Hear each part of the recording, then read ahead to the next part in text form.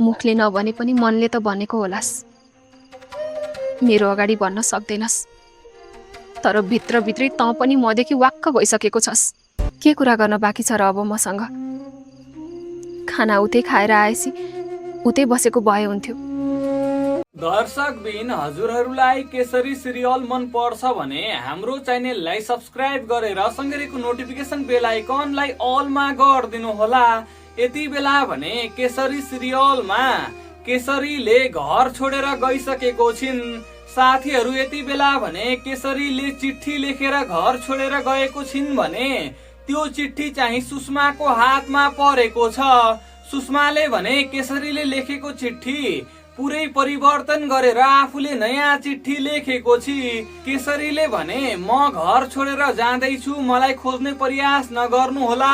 त्यसै गरी हजुरले सुषमासँग बिहे नगर्नु होला, बरु बिहे गर्नै परे पनि अरू कोही केटीसँग गर्नु होला अथवा सृजनालाई नै ल्याउनु होला भनेर चिठीमा लेखेको थियो भने सुषमाले त्यो चिठीलाई परिवर्तन गरेर सुषमासँग बिहे गर्नु होला, सन्तान जन्माउनु होला, आमा बुवालाई खुसी राख्नु होला भनेर चिठीमा सुषमाले परिवर्तन गरेको छि। साथीहरू यति बेला भने सुषमाले चिठी पुरै परिवर्तन गरेर त्यो चिठी सबैलाई देखाएको छि। केसरीको भाइ विवेकले पनि सुषमाले लेखेको चिठी पढेका छन् र विवेक चाहिँ बसन्तको घरमा भिनाजुलाई यो कुरा भन्नुपर्छ भनेर गएका छन्। तर साथीहरू यति बेला भने बसन्तको आमा बुवाले चाहिँ बसन्तसँग विवेकको भेट हुन दिँदैनन्। तर साथीहरू विवेकले भने त्यहाँ बसन्तको आमा बुवासँग कराएर म आफ्नो दिदीलाई आफै खोज्न सक्छु भनेर रिसाएर जान्छन्। त्यसपछि भने बसन्त पनि यति बेला भने कोठाबाट बाहिर निस्केका छन्। अब साथीहरू केसरीले घर छोडेर गएको कुरा बसन्तलाई पनि थाहा हुनुपर्छ। त्यसै गरी त्यो चिठी भने सुषमाले परिवर्तन गरेको हो भनेर पनि बसन्तले थाहा पाउनै पर्छ। बसन्तले अवश्य पनि त्यो चिठी हेर्ने बित्तिकै थाहा पाउँछन्, किनकि बसन्तलाई केसरीको ह्यान्डराइटिङ थाहा छ। त्यो चिठीमा चाहिँ सुषमाको नयाँ ह्यान्डराइटिङ देखेपछि बसन्तले अवश्य नै चाल पाउँछन्।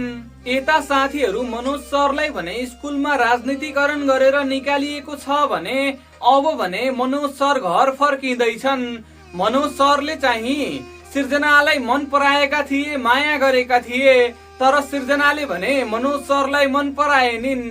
मनोज सरको भावना सृजनाले बुझेनिन्। सृजनाको बुवाले चाहिँ मनोज सरलाई मन पराएका छन् भने सृजनाको बुवाले सृजनालाई धेरै पटक मनोज सरसँग मन मिल्यो भने बिहे गर भनेर भनिरहेका छन्। तर साथीहरू सृजनाले भने मनोज सरसँग बिहे गर्न मानेकी छैनन्। अब भने मनोज सर घर फर्किँदैछन्। साथीहरू मनोज सर र सृजना भने मिल्नु पर्छ र एक हुनु पर्छ भन्ने मलाई लाग्छ। यता साथीहरू बसन्तले अब केसरीलाई खोज्न जानु पर्छ र सुषमाको पनि पर्दाफास हुनु पर्छ। सुषमाले भने आफूले लेखेको चिठी बसन्तलाई देखाएपछि बसन्तले अवश्य नै थाहा पाउनेछन्। त्यसपछि सुषमालाई भने अवश्य कारबाही गर्नेछन् भन्ने मलाई लाग्छ। हजुरहरूलाई के लाग्छ तल कमेन्ट बक्समा कमेन्ट गरिदिनु होला। त्यसै गरी साथीहरू केसरी सिरियल मन पर्छ भने हाम्रो च्यानललाई सब्स्क्राइब गरिदिनु होला।